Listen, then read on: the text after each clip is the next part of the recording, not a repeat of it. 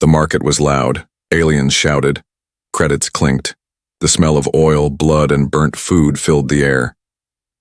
Reed walked through the narrow paths, boots crunching over metal and dirt. His coat swayed behind him. He wasn't here to buy. He just wanted to see what kind of evil still existed on this side of the galaxy.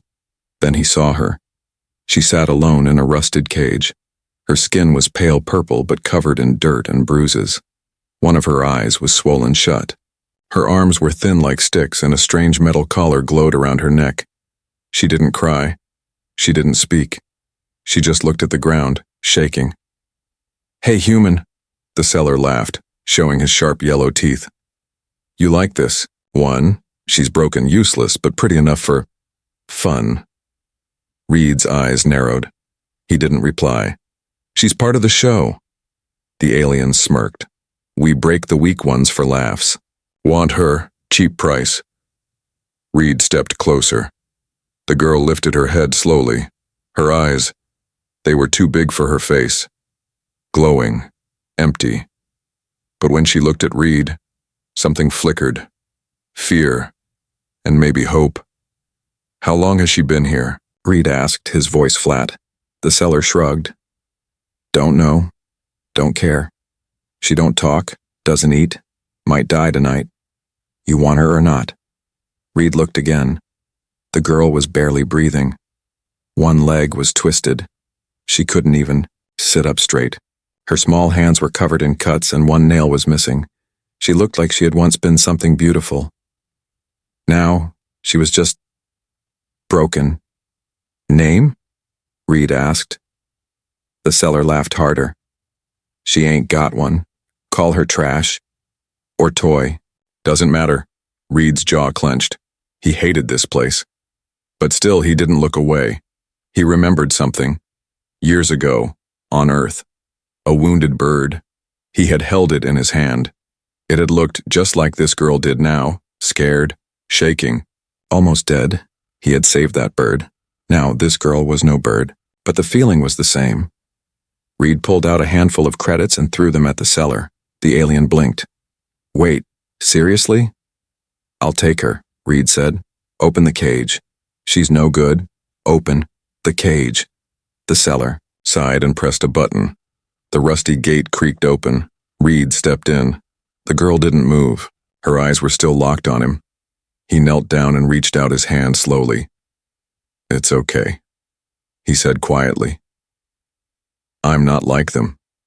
She flinched, but she didn't run. Gently, Reed picked her up. She was light, too light, like carrying a shadow. Her head fell against his chest, and for the first time, she made a sound. Not a word, not a cry, just a breath, a weak, tiny breath. Back at his small ship, Reed placed her on the softest thing he had, his old bed. He removed the collar, carefully. Her neck had bruises shaped like claws. He cleaned her wounds with warm water, gave her food, but she didn't eat. He didn't force her. He just sat nearby. For hours, she didn't move. Then, in the middle of the night, she turned her head and whispered something. It wasn't in English. It wasn't in any known alien tongue either. But Reed heard it, and he felt it. Pain. Deep pain. Like her voice carried memories of suffering. He walked closer. She was staring at him, eyes wide, glowing again. "I'm not here to hurt you," he said. She blinked, and her lips trembled. One word escaped her mouth. "Safe?" Reed froze. It was English. It was soft, but clear. "Yes," he said, kneeling beside her. "You're safe now." The girl looked at him for a long moment. Then her eyes closed, and she finally slept. For the first time, maybe in years. But outside the ship, hidden in shadows, someone watched, and the red light on a communicator blinked silently. She was not just any alien girl. She was something far more dangerous, and they were coming to take her back. The alien girl didn't move for 3 days. She lay still on Reed's bed, Thin arms across her chest, legs curled tightly as if still trapped in that cage. Her skin was cold. She didn't speak again. Only her shallow breathing showed she was alive. Reed didn't leave her side. He brought warm water, soup, a blanket made of soft Terran wool. He even turned off the lights, guessing maybe the darkness made her feel safer. Still, she didn't open her eyes. But Reed waited. He wasn't a hero, not a doctor. Just a man who had seen too much pain in the galaxy and couldn't walk away this time. On the fourth day, something changed. She moved. It was small, just her fingers twitching, but Reed saw it. Then her eyes opened, slowly, carefully. And for the first time, she didn't look afraid. She looked confused. "Hey," Reed said softly. "You're okay. You're on my ship. No one will hurt you here." The girl blinked. Her lips parted, but no sound came.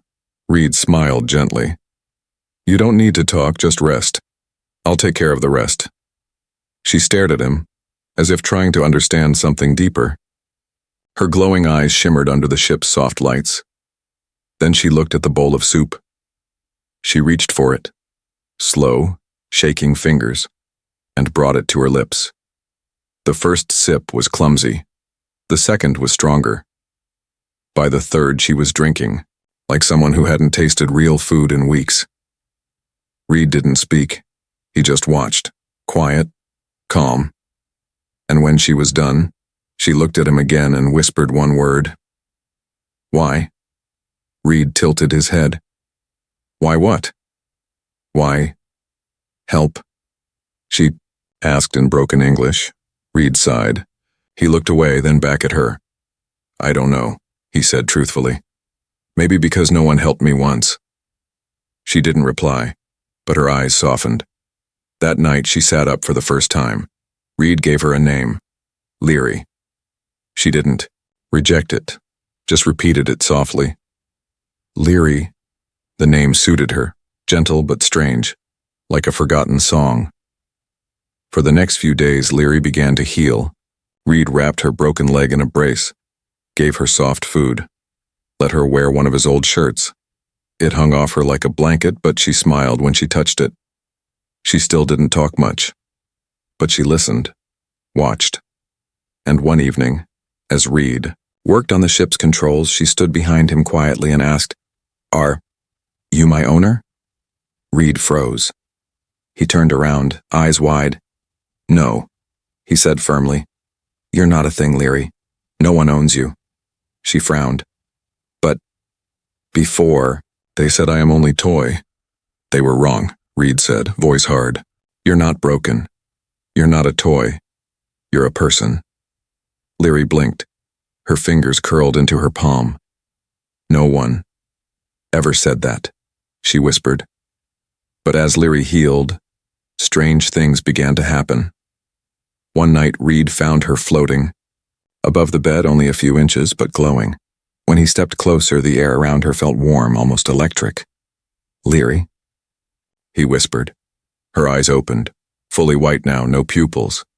Symbols flickered across her skin like soft fire. And then she fell. He caught her in time, but she was burning with heat. Her skin shimmered like stars. He laid her down, heart racing. Her voice came out low, strange. "I am not normal," she said. Reed nodded. "I figured that part out." She opened her eyes slowly. This time they were normal again, sad, tired. "I was not supposed to survive," she said. "What do you mean?" Reed asked. "They made me," she whispered. "Changed me, hurt me, said, if I live, galaxy dies." Reed stared. "What did they do to you?" Leary didn't answer. Instead, she touched her chest and the skin there glowed bright gold for a moment. "I feel something inside," she said. "Something big, and it's waking up." Outside the ship, in deep space, a signal pulsed, a message repeated in a lost alien language. The medical scanner blinked red. Dr. Aylin stepped away from the machine, her face pale, hands shaking slightly. Reed stood by the wall, arms crossed, watching her. "What is it?" Aylin didn't answer right away. She stared at the screen like it was a curse. "Tell me," Reed said more firmly now. Aylin turned slowly. "This girl's is impossible." Reed raised an eyebrow. "Explain." "She should be dead," Aylin said. "Her spine was cracked. Her heart stopped twice. There's scarring across every major organ, and yet she's healing. Too fast. Too perfectly." Leary sat on the exam table, silent. Her eyes watched the humans, unreadable. "And the collar?" Reed asked. Aylin showed him the scan. It wasn't just for control. It suppressed something inside her, like locking away. Energy. Reed looked at Leary. "What kind of energy?" Aylin hesitated. "Her cells generate power. Pure living energy. That's not natural. That's engineered." Reed's jaw tightened. "They made her like this," he said quietly. Aylin nodded. "And not recently. The genetic work is ancient. Whoever did this knew things we don't." Reed walked over to Leary. "Do you know who did this to you?" Leary looked down. Then softly she said, "I was born. Then taken. I remember screams. And pain. Always pain." She touched her chest. "Then they put something inside me." Later that night, Leary sat in silence by the window of Reed's ship. Stars drifted outside like glowing dust. She whispered something under her breath. Her hand glowed softly and a tiny spark floated above her palm, like a firefly. Reed watched from the hallway. He didn't interrupt, but when he stepped closer, the spark vanished.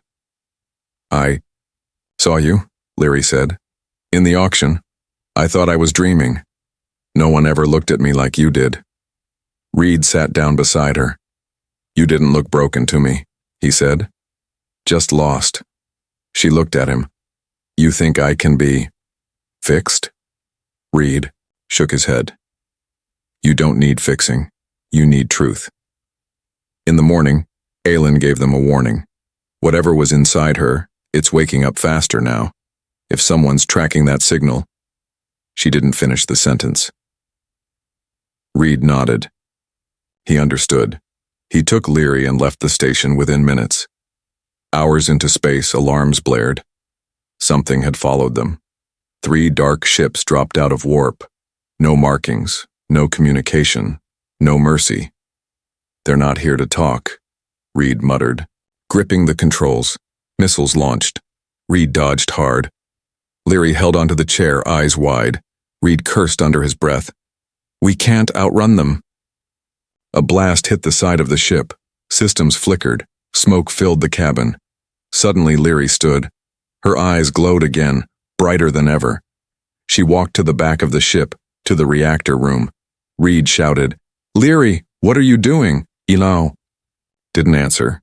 Instead, she placed her glowing hand on the ship's broken core. And the ship came alive.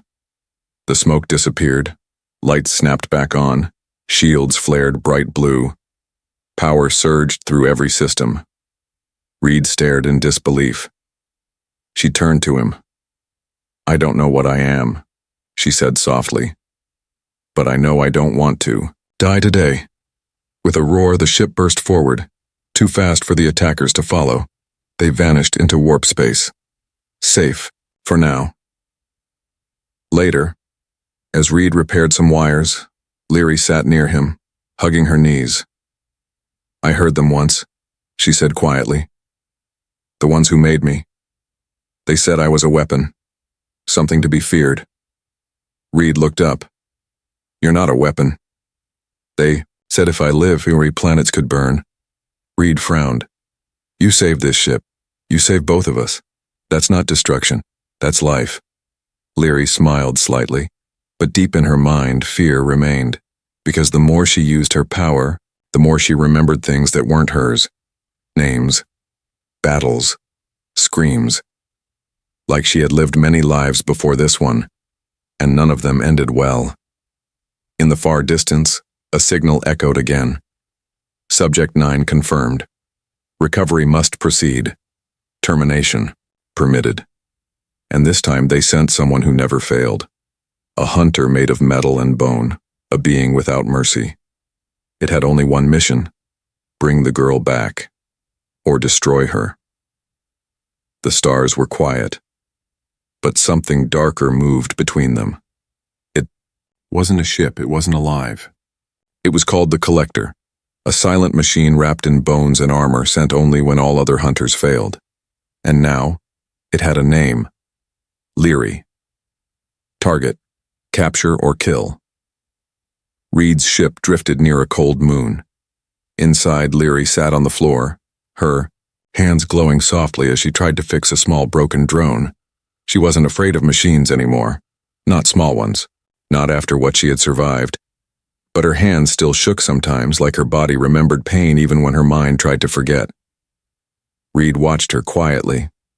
He had noticed something new. She smiled more now. Only a little. But it was there.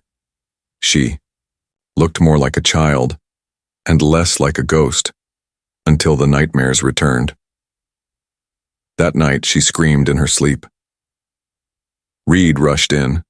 Her body floated above the bed, glowing with golden light.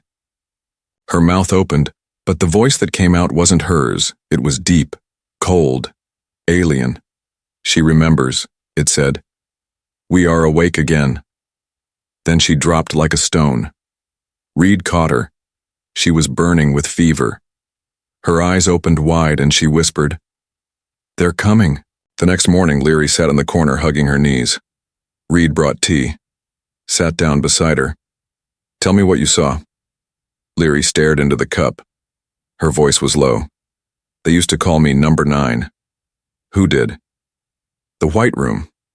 That's what they called the place. Cold, bright, always screaming. They took others like me. We were children. Some didn't survive the tests." Reed's face darkened. "What kind of tests?"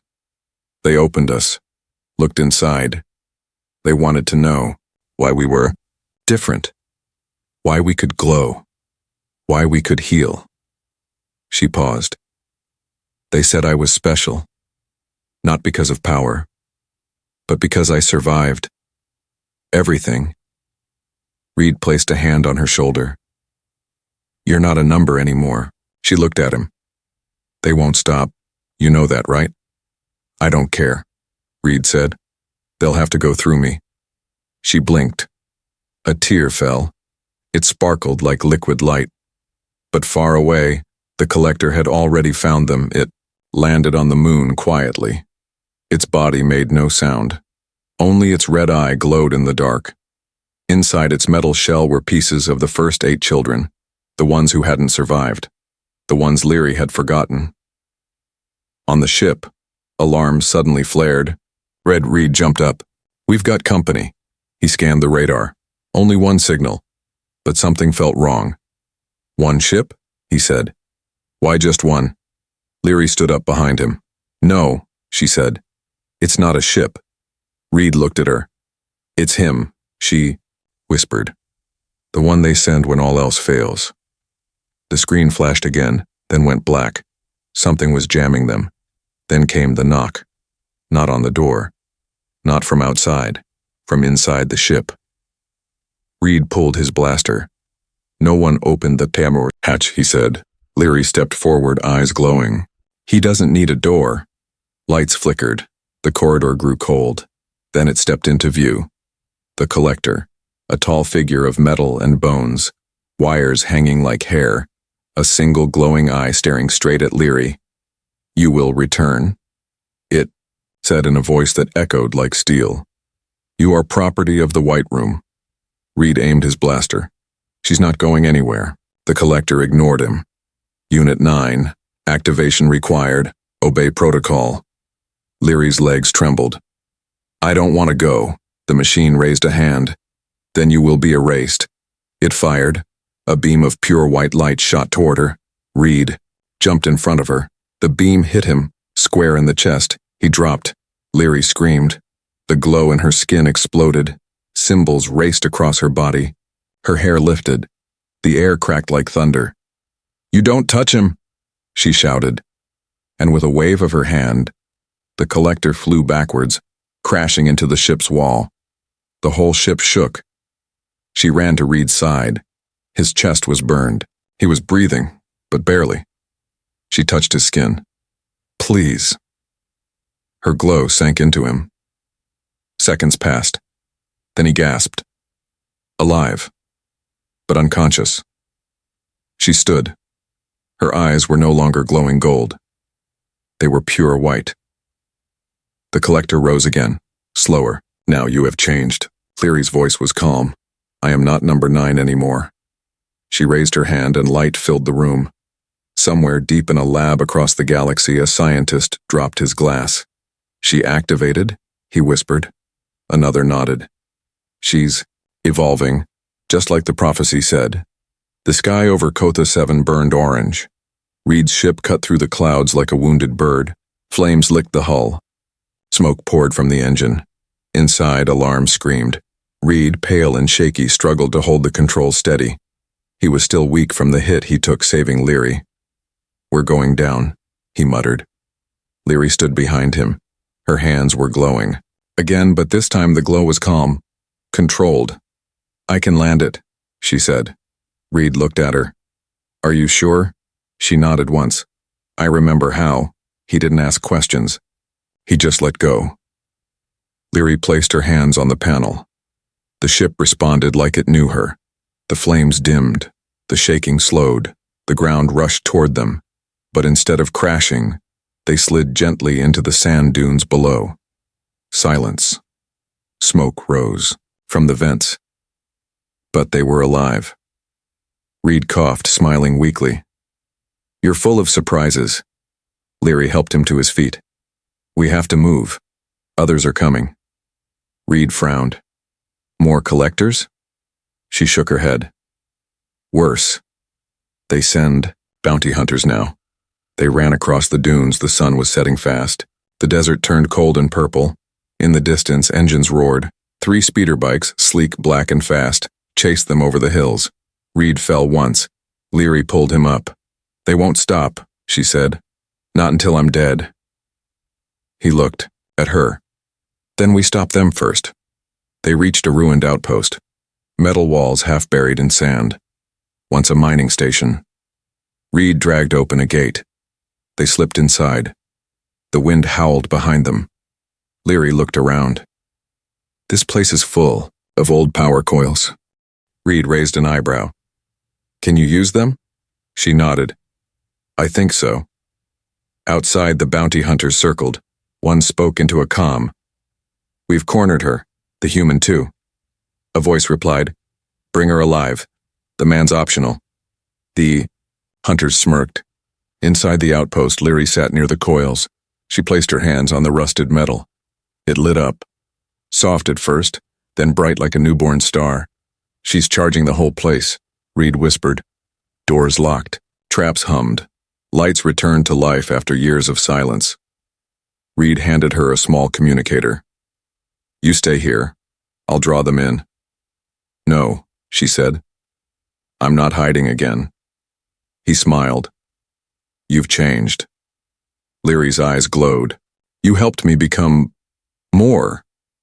The first hunter entered, huge with a metal jaw and one robotic arm. He fired without warning. The wall exploded behind Reed. Leary raised her hand, and a force field appeared, stopping the next shot cold. The fight, second hunter dropped from above, twin blades ready. Leary turned, eyes flashing. She sent a pulse of light through the floor, lifting the attacker and slamming him into the ceiling. Reed fired back at the third hunter, who moved like a ghost, fast and silent. But Leary saw him. She whispered something, and time around him slowed, just enough for Reed to shoot him down. After the battle, smoke filled the outpost. Bodies lay still. Sparks crackled from broken helmets and fried weapons. Reed dropped his blaster and leaned against the wall. "Remind me never to fight you." Leary walked over, kneeling beside him. You were brave. You were terrifying, he joked. She looked away. I had to be. Suddenly the ground shook. A deep hum rose from beneath the outpost. Reed frowned. What now? Leary touched the floor. Her face went pale. This place, she whispered. It was built on top of a lab. Reed stared. What kind of lab? She didn't answer. Her voice trembled. I've been here before. Far below them, machines woke up. Old ones that once made children into weapons. The white room was not dead. It had only been sleeping. The floor of the outpost cracked open. Sand poured down into the hole as cold metal stairs revealed themselves, spiraling. Deep underground, Leary stood at the edge. Her glowing eyes stared into the dark below. I've been here, she said quietly. A long time ago. Reed looked down too. Are you sure? She nodded. This is where I was made. They descended step by step. The deeper they went, the colder it got. The walls changed. Rusted pipes turned to smooth white metal. Clean. Silent. Wrong. Reed felt it in his chest. This place wasn't just old. It was waiting. At the bottom, a wide door slid open on its own. No password. No button. It recognized her. The white room. It was not truly white anymore. Lights flickered. Old machines hummed. The air smelled like metal and old pain. Leary walked forward slowly. Her bare feet echoed on the floor. Reed followed, hand on his blaster. Screens lit up as they passed. Each one showed a name, a number, a child's face. Subject 1, failed. Subject 2, terminated. Subject 3, rejected. Subject 9, active. Leary stopped, at her own name. Her hand touched the screen. A video began to play. A younger Leary, barely 6, sat in a chair, wires running from her arms. Her skin shimmered even then. A voice asked, "Do you feel pain?" She nodded. The voice continued, "Good. Pain makes you strong." The girl cried. Light sparked from her body. The screen went dark. Reed stepped closer. "They tortured you." Leary didn't answer. She walked into the center of the room. As she stood there, the machines around her began to move. Robotic arms shifted. A scanner rose from the floor. A voice echoed through the chamber. Subject 9 detected. Confirming final evolution. Reed pulled his blaster. "Leary, what's happening?" She turned to him and smiled. "I remember now," she said. "Why they made me." Reed's heart raced. "What do you mean?" Leary closed her eyes. "When stars die, something must replace them." Her body lifted off the ground. Symbols lit, up on her skin, more complex, more alive than before. Her veins glowed like rivers of light. Her hair flowed in the air like it was underwater. The scanners spun wildly. Energy levels, unreadable. Genetic code, matches no known species. Subject 9 confirmed, galactic seed class entity. Reed stepped back. "Seed class?" he whispered. Leary floated back to the ground. "I'm not a soldier," she said. "Not a weapon. Not even just a girl." She looked up. "I was created to restart life, to rebuild planets after they fall." Reed shook his head in disbelief. "That's why they feared you." "They didn't want peace," she said. "They wanted power, and I was their key." Suddenly the machines turned red. A new voice crackled through the room. "Warning. Unauthorized user detected. Subject 9 must be contained." Robotic arms shot toward her. Reed fired, but the metal kept coming. Then Leary raised one hand, and time stopped. Literally, the arms froze mid-air. The lights froze mid-blink. Even the dust in the air stopped moving. Reed looked around, stunned. What did you do?" "I stopped the moment," she whispered, "only for a second." She walked to him and took his hand. "You need to leave now." "I'm not leaving you." She smiled again, sad this time. I was made to survive alone. You weren't. The ground shook. More voices screamed from the walls. Containment units opened. Old experiments stepped out, failed clones, twisted and unstable. One of them had 3 heads. Another dragged its broken body across the floor. Reed aimed, but Leary stepped in front. No more violence, she said softly. She raised both hands. A wave of light exploded outward. Not fire, not heat, just peace. The clones stopped. Some cried. Some knelt. One said, "You came back." Then they vanished, gently into dust and light, released. The white room began to collapse.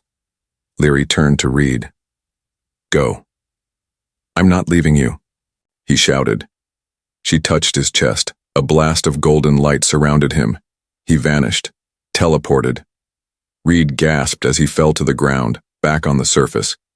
The outpost behind him shook, then sank into the sand, silent once more. He stared at the spot where she had been. Gone, but not dead. Somewhere deep in the world below. Leary had chosen to stay, to finish what she was made for. 3 weeks passed. The desert wind had buried the outpost ruins beneath a new layer of sand. No one would ever know what had happened below, except one man. Reed stood alone beside his ship, watching the sunrise over Kotha 7. He hadn't left. He couldn't. Every night he woke from dreams of glowing light. And a voice whispering, "You must live even if I don't." But deep inside he didn't believe she was gone. Leary wasn't meant to disappear. She was made to rise. On the 22nd day, the air cracked. A single beam of golden light shot down from the sky, silent, fast, and bright like a comet. It struck the sand not far from where Reed stood. He ran. When he reached the crater, he froze. In the center stood a figure, tall, glowing, and beautiful. Leary. Not floating, not shaking, just standing and smiling. Her skin no longer shimmered with pain, but with strength. Her eyes were soft, steady. She looked taller, older, like someone who had finally remembered who they were. Reed stepped closer. "Leary?" She tilted her head. "You waited." He let out a shaky laugh. "I told you, I don't leave people behind." Leary stepped toward him. She wore no wounds now, no collar, only a glowing white robe made of energy. It moved with the wind like silk made of starlight. "I thought I had to finish everything alone," she said, "but I was wrong." She looked up at the sky. "I ended the White Room, freed the last of the forgotten ones. But something more happened." Reed waited. "I changed," she said. "I'm not just what they made me." He nodded. "I never thought you were." Leary looked at him deeply. "When I was in that cage, I didn't remember anything. Not who I was. Not why I existed." She took his hand. "But I remember now. I remember what made me want to live." Reed's voice was low. "What?" "You." They stood in silence, the sun rising behind them. Then she said, "The galaxy still hurts. There are places where people suffer, like I did." Reed looked into her eyes. "What are you going to do?" She smiled. "Fix it." Months passed. Stories began to spread across planets and space stations about a girl made of light, a girl who healed sick colonies, who rebuilt dying worlds, who flew through space like a comet, leaving peace in her path. Some said she was a myth. Others whispered her name like a prayer. But Reed knew the truth. She was real, and she was not broken. One night, in the quiet dark of his ship, a soft knock echoed at the door. Reed opened it. Leary stood there, this time in simple clothes, a worn travel bag on her shoulder. He blinked. "You're back," she nodded. "Just for a while." He stepped aside. She walked in, and for the first time since he met her, she didn't look lost. She looked home. Final lines. She had once been a silent girl in a cage. Now she was the light that healed worlds, And as she sat beside the man who had risked everything to save her, Leary whispered softly, "I was never broken. I was just waiting for someone to believe I wasn't."